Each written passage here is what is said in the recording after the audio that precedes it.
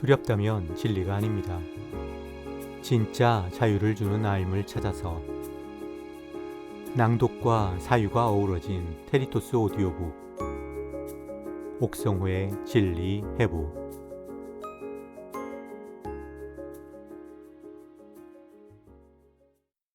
지금까지 제가 20몇 권의 책을 냈는데요. 한두 권 정도를 제외하고는 모든 제목을 다 제가 정했습니다. 그 중에서도 꽤 잘 지었다라고 생각하는 게 갑각류 크리찬이에요. 애초에 3권으로 기획했었고 얼마 전에 마지막 편인 화이트가 나왔습니다. 사람들을 만나다 보면 가끔 놀라는 게 있는데 그 중 하나가 갑각류 크리찬 레드나 블랙을 읽은 사람이 꽤 많더라고요. 그런데 그 2권은 사실 워밍업 정도의 내용만 담고 있어요. 축구장에 선수들 워밍업 보러 가지는 않잖아요. 네, 맞습니다. 화이트가 실정 경기라는 말을 하고 싶은 겁니다.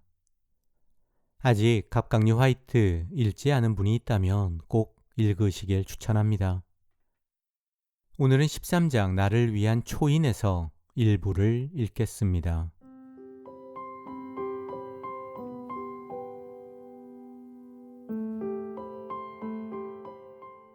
기독교인과 비기독교인, 암이 발병할 가능성에 차이가 있을까? 전혀 없다. 기독교인 부부와 비기독교인 부부, 장애인 아이가 태어날 가능성은 어떨까? 차이가 있을까? 전혀 없다.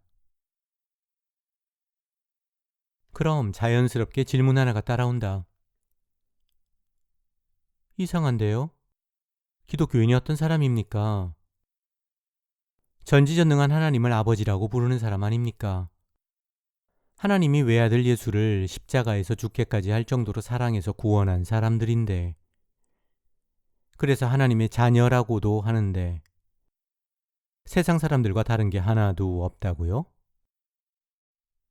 하나님이기도 한 예수는 마태복음 7장에서 이렇게 호언장담했다. 너희 중에 누가 아들이 떡을 달라 하는데 돌을 주며 생선을 달라 하는데 뱀을 줄 사람이 있겠느냐? 너희가 악한 자라도 좋은 것으로 자식에게 줄 알거든. 하물며 하늘에 계신 너희 아버지께서 구하는 자에게 좋은 것으로 주시지 않겠느냐? 그런데 현실에서 비극은 하나님의 자녀라고 비켜가지 않는다. 비극은 대상을 가리지 않고 무작위로 덮친다. 정말 이해하기 힘든 현실이다. 이건 마치 재벌을 아버지로 둔 아들이 사채빚에 허덕이는 것을 보는 것 같다. 하지만 그 정도는 자연의 질서로 생각하고 넘어가자. 상식적으로 볼 때야 하나님의 자녀에게는 비극이 덜 생기는 게 맞는 것 같지만 엄밀히 말해서 예수가 비극 방지라는 약속을 하진 않았으니까. 하지만 다음 문제는 전혀 차원이 다르다. 기독교인이라고 해서 문제가 해결되는 비율이 조금도 더 높지 않다는 거. 그러니까 암이 발병할 가능성은 똑같다고 해도 기독교인과 비기독교인 사이에 암이 완치될 가능성은 달라야 하는 거 아닐까? 문제는 전혀 그렇지 않다는 데 있다. 이건 심각한 상황이다. 사람과 사람 사이에도 약속이 중요한데 하물며 문제 해결은 예수가 분명하게 그것도 여러 번에 걸쳐서 한 약속이 아닌가. 그러나 이런 현실 앞에서도 기독교인이 스스로를 합리화하는 몇 가지 방법이 있다. 기도가 충분하지 않아서, 믿음이 부족해서, 하나님의 숨은 뜻이 있어서 등등. 하지만 이것보다 훨씬 더 세련된 수준 높은 대응 방법이 있는데 이렇게 말하는 거다. 비극이 중요한 게 아닙니다. 중요한 건 우리의 반응이지요. 우리가 비극 또는 고통을 어떻게 받아들이는가, 거기서 무엇을 배우는가, 그게 핵심입니다. 내가 아는 사람 중에 장애인 자녀 때문에 미국으로 이민 간 사람이 있다. 한국과 미국의 장애인 대접은 말 그대로 하늘과 땅 차이인데 두 나라 국민이 가진 장애인에 대한 시각 자체가 달라도 너무 다르다. 이건 무덤에 대한 시각 차이와 비슷한데 미국에는 그냥 주택가 한가운데에 공동묘지가 있다. 우리나라에서는 차마 상상도 못할 일이다. 아무튼 그 친구 한국에 살았다면 IT 전문가로 꽤나 이름을 날렸을 사람인데 영어가 워낙 젬병이라 그런지 미국에서 시작한 일이 세탁소였다. 자, 여기에 무슨 하나님의 뜻이 있을까? 독실한 기독교인인 그 친구는 딸의 장애를 고쳐달라고 쉬지 않고 기도했다. 그 어떤 부모가 그러지 않을까? 하지만 아무리 기도해도 장애는 사라지지 않았고 결국 그 친구 변하지 않는 현실을 받아들이고 그 안에서 의미를 찾는 것으로 정리했다. 한국에서 내가 너무 성공해서 하나님을 멀리할까봐. 그래서 우리 하나님이 이렇게 미국까지 인도하신 거야. 미국에 와서부터 솔직히 나 일할 때 빼고는 성경하고 신앙서적만 읽어. 한국에 있었다면 상상도 못하는 일이지. 우리 하나님 내가 온전히 하나님만 바라보도록 정말 철저하게 준비하셨어. 내 마음을 독차지하고 싶으셨던 거지. 그런 거 보면 우리 하나님 참 욕심도 많으셔. 대단한 신앙 고백 같지만 어이가 없는 이야기다.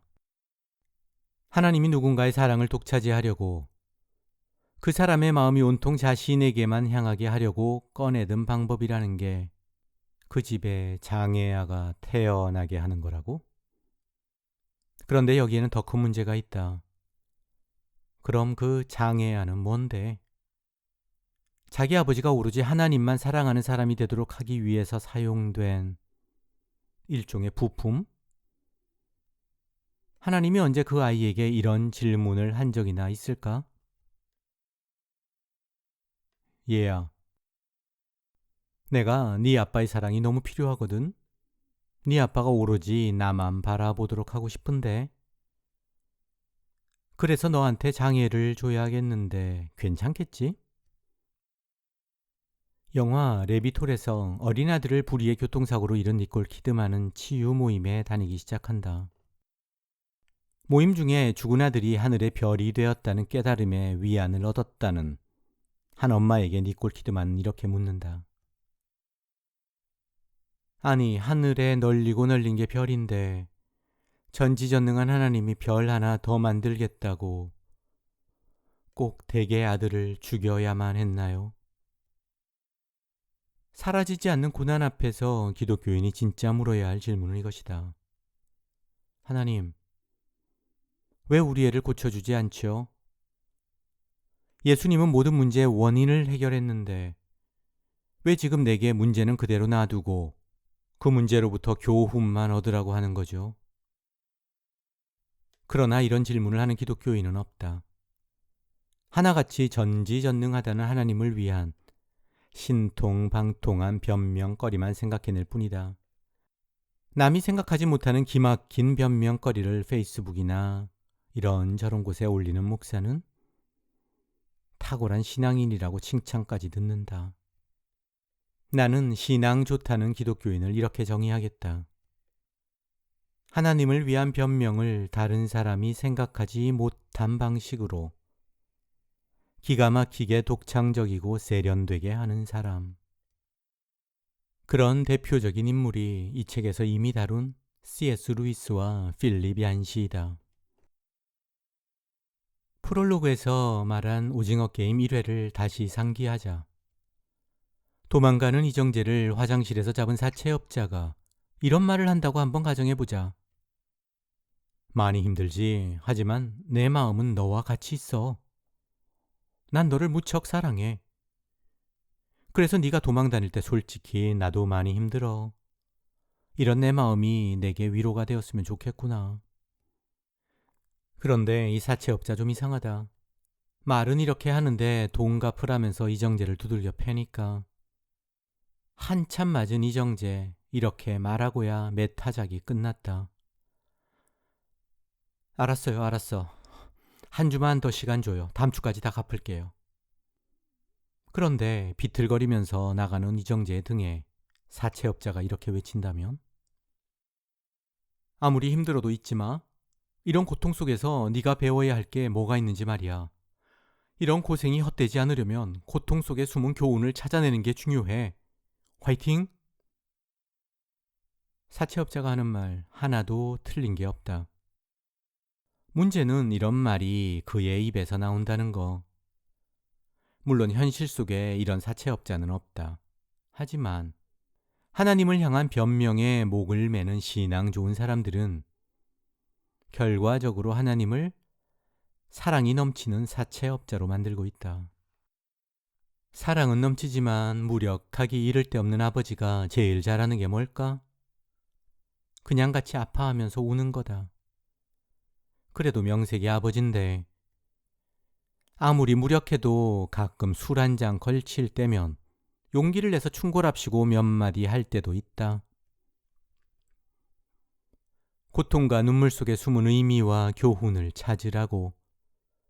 젊을 때 고생은 사서도 한다면서 말이다. 기독교가 말하는 하나님은 이런 아버지가 아니다. 사랑만 넘치는 무력한 아버지가 절대 아니다. 무한한 사랑뿐 아니라 전지전능하기까지 하다. 고통의 원인 제공자이기도 하지만 해결책도 가지고 있다. 그런데 고통은 주면서 해결은 해주지 않는다? 그러면서 위로와 교훈만 이야기한다? 고통 속에 숨은 의미만 찾으라고 한다? 무엇보다 원인 제공자가 하나님 자신인데 같이 슬퍼한다고? 더 당황스러운 건 얼마든지 애초에 원인을 제거할 수도 있었는데 그건 안 하고 같이 눈물만 흘린다고? 이거 너무 황당한 거 아닌가? 고통을 보고도 외면하는 건 해결할 능력이 없거나 악하기 때문이다. 하나님이 전지전능하고 동시에 선하다면 세상은 결코 지금처럼 돌아갈 수 없다. 따라서 전지전능하면서 동시에 선한 하나님은 있을 수 없다. 그런데도 여전히 하나님이 전지전능하면서 선하다는 말에 아무런 문제를 느끼지 못한다면 그건 세뇌 또는 자기 합리화가 가져다 준 인지 부조화를 의심해야 한다. 중요한 건 언제나 현실이다. 이론이 아니다. 1997년 교통사고로 죽은 CCM 가수 리치 뮬린스는 한 콘서트에서 세상에는 하나님을 향해 이런저런 의문을 가진 사람이 너무 많다면서 이런 말을 했다. 대답보다 중요한 것이 삶이다. 이 말은 이렇게도 바꿀 수 있다. 인지 부조화 극복보다 중요한 건 위로이다. 하나님을 위한 억지 변명이 좋아서 하는 사람이 있을까? 세탁소에서 틈만 나면 신앙서적 읽으면서 주님, 이렇게 주님만 생각하게 해주셔서 고맙습니다. 라고 기도하는 그 친구. 그 기도가 정말로 좋아서 하는 걸까? 아니다. 대안이 없으니까. 그렇게라도 의미를 찾아야 살 수 있으니까. 사막 같은 인생에선 신기루라도 오아시스라고 믿고 붙잡아야 숨 쉴 수 있으니까. 그걸 욕할 순 없다. 그런데 인간의 이런 나약함을 증오했던 이가 있었다. 철학자 니체. 그가 만든 초인 개념 중 하나가 인간 본성에 내재한 나약함까지 극복하자는 것이다. 그런데 그 나약함은 사실 다른 말로 하면 인간성이다. 그러니까 초인은 인간을 인간답게 만드는 본성마저도 극복한 존재이다.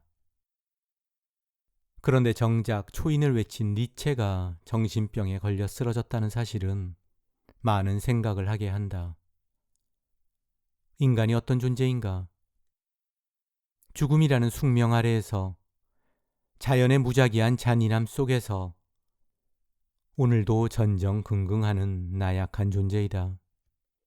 그러나 동시에 미래의 불확실함이 주는 무지막지한 공포 속에서도 발버둥 치며 진화해온 존재이다.